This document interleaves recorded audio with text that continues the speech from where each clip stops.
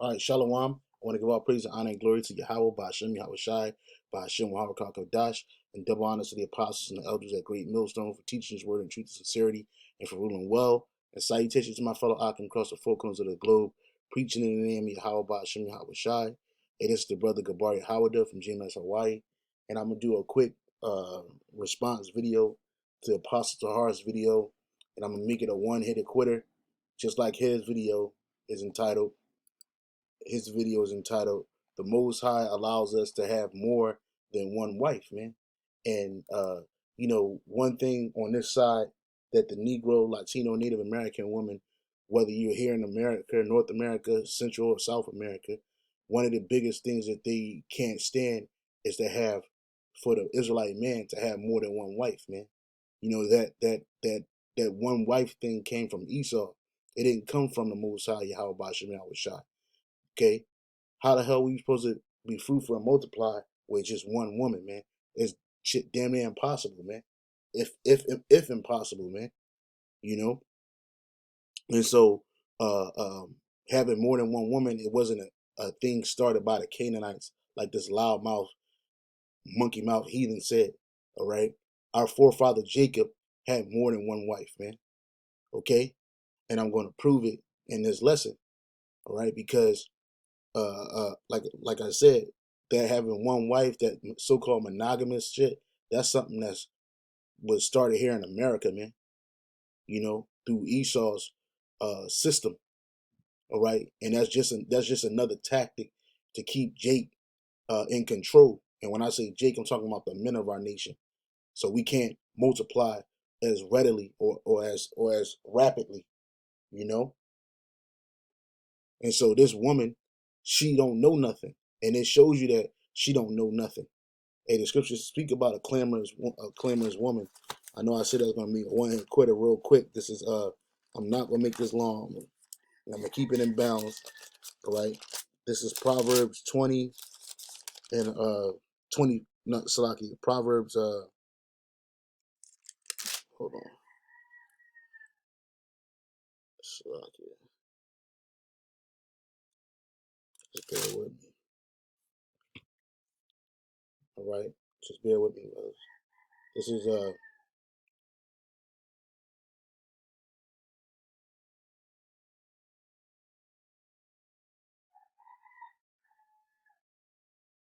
this is uh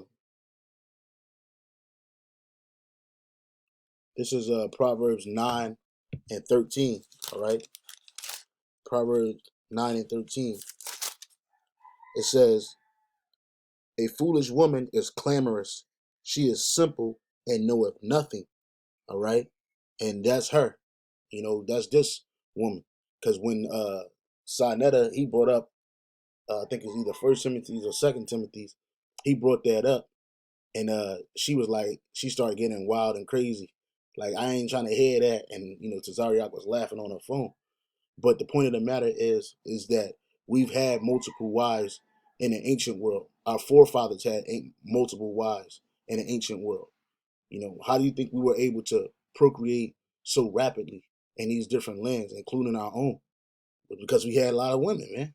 And so that wasn't just a practice of the kings, all right? That was something that all Israel got into. Now this is the proof. This is Genesis 30 and 1. And when Rachel saw that she bare Jacob no children, Rachel envied her sister and said unto Jacob, "Give me children, or else I die." Okay, now if you read the previous chapter, it talks about Leah having children, all right? And Leah is her older sister. And when Jacob was trying to get with Rachel, he was trying to marry her, he had to work for her father uh, for a certain amount of years. Well, after that seventh year, the father tricked him and ended up giving him Leah, and he didn't like her like that. And so he worked another 7 years to get Rachel. But did he divorce Leah? No. He had two wives. Okay, and it's not just because he got tricked that he had two wives. Let's read. It says, "And when Rachel saw that she bare Jacob no children, Rachel envied her sister and said unto Jacob, Give me children, or else I die. And Jacob's anger was kindled against Rachel. And he said, am I in the Most High's stead, who have withheld from thee the fruit of the womb? Right. So here it is. She getting mad with she's saying these things to Jacob to give her children, or she gonna die. And he's like, look, I can't control your womb because the Most High had her womb closed up. All right. Now let's keep on reading. And she said, behold, my maid build her, go in unto her, and she shall bear upon my knees, that I may also have children by her. So look, she wanted children so bad that she gave one of her servants, which to be Jacob's concubine, man. All right. And he ended up dealing with her. And then she bare him children. And she gave him Bilhah, her handmaid, to wife. And Jacob went in unto her. And Bilhah conceived and bare Jacob a son. And Rachel said, the Most High have judged me, and have also heard my voice, and have given me a son. Therefore called she his name Dan.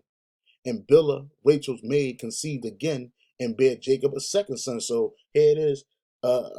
Jacob, he ain't just going there one time and that was it. No, he once he popped her, he kept dealing with her, man. And then she got knocked up again. And Rachel said, with great wrestling have I wrestled with my sister.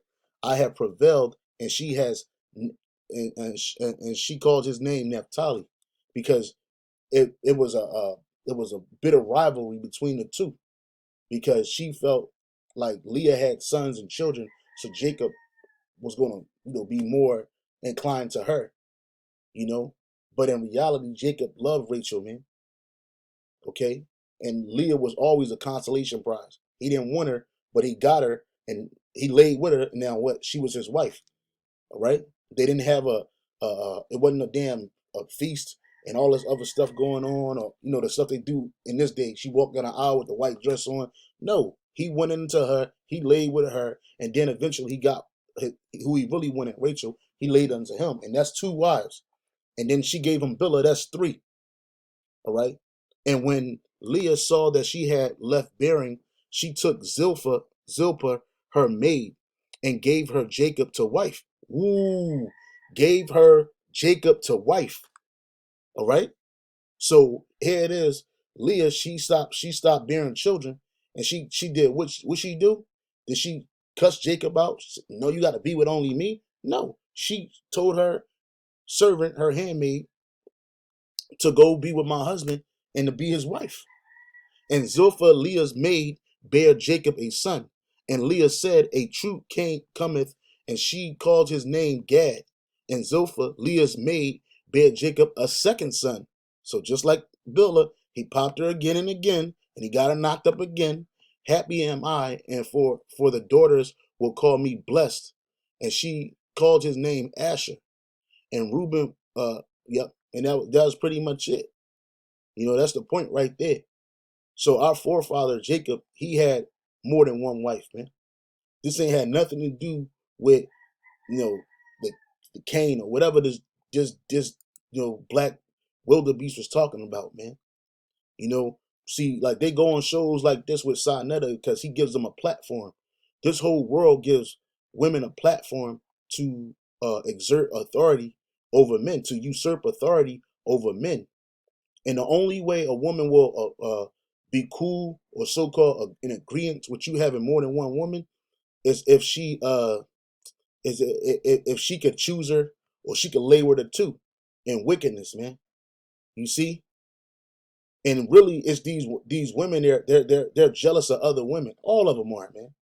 Even if you get a Northern Kingdom woman, they're jealous of other women, man, for no reason. You see? Everything could be on an up and up, but no, she want to talk, she want to run her mouth, and she want to dictate, she want to control the narrative like Esau. You see, she never asked the question, "What's up with one wife?" Now, when she talked about the scripture in Timothy, where it said a bishop, not everybody's a bishop must have one wife. Not everybody's a bishop, man. Not everybody's a bishop. All right, and that was set up for that man's office. Why? Because he's going to be busy, and when you got more than one wife, that's a lot of distractions. Okay, a bishop, his job is to watch over the church, to instruct the church, to take care of the church, to maintain the church of Yahweh Shem Yahweh Shai. So if he got more than one wife, he's going to be distracted, and he's going to be pulled away from his first job, which is leading the church. That's why he got one wife, man. So I just wanted to bring that out. I just wanted to bring it out in response to the Apostle Tahara's video.